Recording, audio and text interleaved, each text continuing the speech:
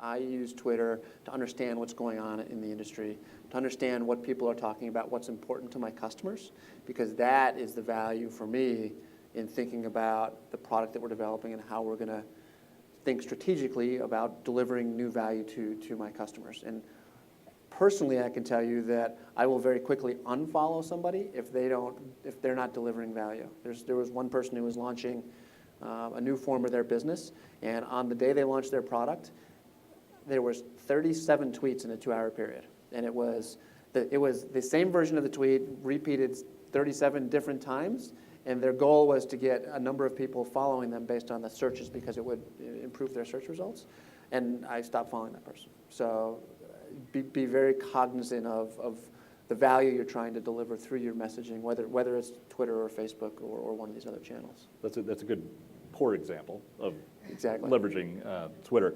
Any good positive examples that you've seen in terms of leveraging Facebook or any other platform? Facebook is an interesting channel for me in that there's a lot of opportunity in Facebook from a targeting standpoint.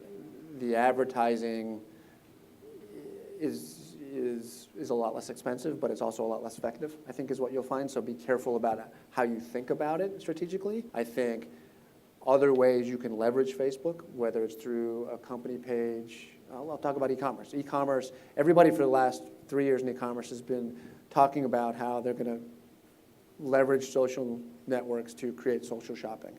Very few people have found the right way to do it, but the people that are seeing success with it in Facebook right now have found ways to allow the retail experience to live within Facebook. Facebook is a place where people like to go to be social and interact with their friends and find out what's going on. People don't go to Facebook to find something out and then leave. They go to Google for that. And so anything you can do to keep people within the Facebook, promote your message and promote value for what you're trying to do will be more effective than trying to get them to link outside of Facebook. Can any of you talk about then how you would leverage that kind of an approach on a global basis, and what are the pitfalls in terms of taking that global? So I'm going to take the contrarian view on Facebook because I'll admit it, I don't have a Facebook page. I refuse. And I think that doesn't mean I'm not a voyeur and I don't look at other people's Facebook pages and try to understand the trend. But the thing about Facebook I think that's so appealing is it is incredibly global, it's incredibly viral, it's incredibly addictive. Right? For the people I know who are on it, they're on it like 10 hours a day, posting on their wall and looking at pictures of their friends. But it really, from what I can tell, is a very social experience. And there's more opportunities to offend customers than there are to recruit customers. So the thing that I've seen is there's this huge temptation. There's this movie about Facebook and everyone's talking about, you see people on the pages, and it's like, okay, well, I want to be part of that thing, like that huge thing that's now kind of symbolizing the whole internet. And when you actually look at the experience of the user for advertising, it's awful. It's all about, getting degrees online or like sort of bad like check inserts that you see and the way that it's portrayed. And I really feel like people block it out. If it were me with a big advertising budget to spend, I think what Tad said is totally profound, which is, this huge mechanism that seems like it's so inexpensive, but it's not. It's actually the most expensive form of advertising you can do because you're just throwing it away. It's not actually increasing your value, and in fact, you may be offending customers. And the flip side of that is there's a lot of like personalization technologies that allow things to be very, very targeted, and I think Facebook is moving in that direction. Can actually be kind of creepy, right? Like I recently just got an email and it was from a retailer that said, we have all this stuff in your size, and it actually was my size, which I was like, oh my gosh, I was like, yeah, I want to lose some weight, and it's almost like talking to the computer. And then I was it was really a turnoff to me. Like it made me not want to shop with this company because I felt like, I want my friend to tell me what size I am and what I should wear, but not this website. And so I think there's a lot of pitfalls to this whole social media experience, and not looking at it for what it is one of the biggest ones. I don't know if you agree, Emily. Well, I think what you guys are saying is very true in terms of at least what I've heard from the small business community about trying to market specifically to customers and get your message out there, try and brand yourself. Here are the do's and don'ts in social media. From my perspective, in terms of trying to use social media to get to the attention of the press, more from that PR angle, I think it goes back to something I mentioned originally, which is I'm always looking for really good stories of how you overcame challenges and the trials that you went through, how you thought out of the box. It's really hard to do that on Twitter. If I'm going to follow you on Twitter, you can't sum up that story in less than 200 characters.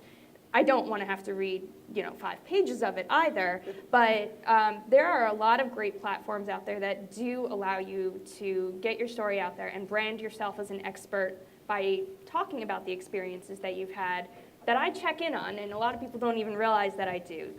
Small business forums, if you're a credit card holder, a lot of credit cards will have small business pages. LinkedIn is a great one. I'm a member of about 4 or 5 different small business groups on LinkedIn, and I'll just check in occasionally, see what people are talking about, see what advice is being thrown back and forth. Who's prompting the discussions? Why are they prompting the discussions? Is it timely? And those are great avenues where you can really be yourself, let yourself shine, and I might just pick you out and say, hey, I'm a member of this group. I've been noticing what you're saying. I would like to expand upon this in a large feature article. Let's chat. And a lot of people are very open to that. What do you do if someone says no? I move on. Or what I'll do is I'll take their idea, say, hey, that's great, and then I'll start buzzing all my PR contacts and say, hey, do you know anyone who does want to talk to me about this idea? Here's something that this guy's doing. He doesn't want to talk to me about it, but I really still want to write about it. Do you know anyone else who's doing it? Have you heard of any variation of the idea? And that's how I kind of schmooze. I think I'm not on Facebook. I don't find that it's a good platform for my networking in terms of my being able to get the sources that I need and be able to verify if you're actually an expert or if you just tweet that you're an expert. Anyone can say that they're an expert, but it's my job to go back and then do the fact checking, make sure, do I actually want to use you as a source?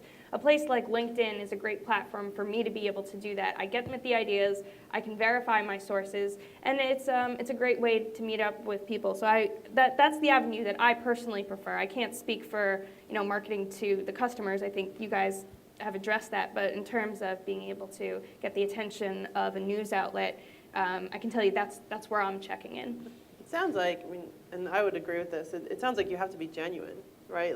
Don't force it. I can see right through you. Right, like I'll follow Tad because he will actually think before he tweets, right? And it'll be something that he's researched and thought about. Whereas I think I have friends who have it like a schedule. Okay, I have to tweet 4 times a day, and they'll find stuff to talk about just to meet their own personally imposed deadline, and that's actually very frustrating. And you can see through that.